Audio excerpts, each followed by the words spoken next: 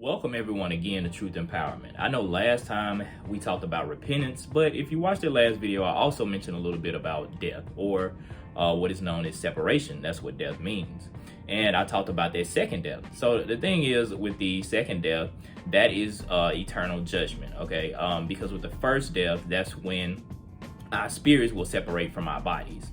If you look at Adam in the beginning, or Adam, they were in the Garden of Eden. That was a culture. So that culture was to be just like the kingdom of heaven. So they were in the Father's presence, and they had that they had glorified bodies that were not meant to die. Okay, they had the culture of heaven on them. And the thing about it is that, you know, in heaven there is no death, there is no separation from the Father. You're always in the presence. Okay, so looking at that, you know, we got that concept. One thing about death, or that second death, is that, like I say, it's eternal separation from the Father. Okay, and so what that means is that hell does exist. And if we look at Hazan, the original name in Hebrew, or what is called Revelation, we will see that it talks about the second death a lot. So if we also go to Matthew 7:21, you know, Yeshua called Jesus, even says that, you know, many will call out to me, Lord, Lord, but, you know, only those who do the will of my Father will enter into the kingdom of heaven. So the thing is that we are to live out the Father's will here on earth. Otherwise, there is, you know, eternal punishment. And so the Malachim, or angels that fell from heaven, are already experiencing eternal judgment because they made a choice with their will in heaven.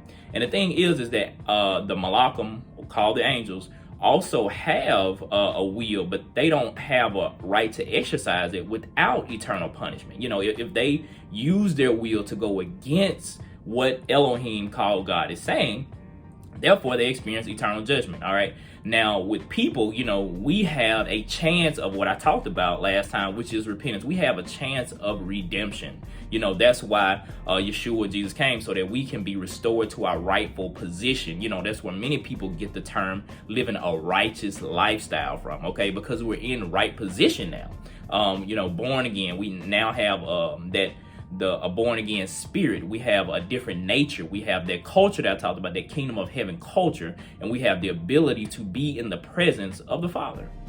All right, so the thing I really want to point out is that, you know, there is a hell, and that you know, there is you know, everybody does go to heaven one time for the great white throne judgment, but after that, you know, then we have to be judged based on our life.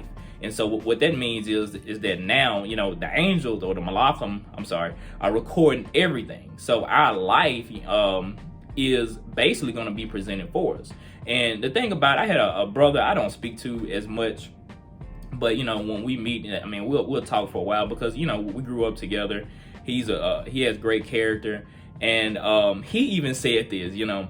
He told me, he was like, you know, I really just want my lifestyle to be a reflection of what I believe. And I'm like, he don't even understand that he has the ambassador principle down to be a representative of the kingdom of heaven. And that's how we all should be. And that's what the Father is looking for. He's looking for those who will show that they belong to a different government. It was Abraham who looked as though he lived as a foreigner in a strange land because of his faith. All right, and that's the same way that we should be today. I mean, we should be different. You know, we should show that we have a different way of living, a different way of dressing, a different way of doing things. But hope you all enjoyed this. Hope it blessed your life. Stay tuned, more content is coming.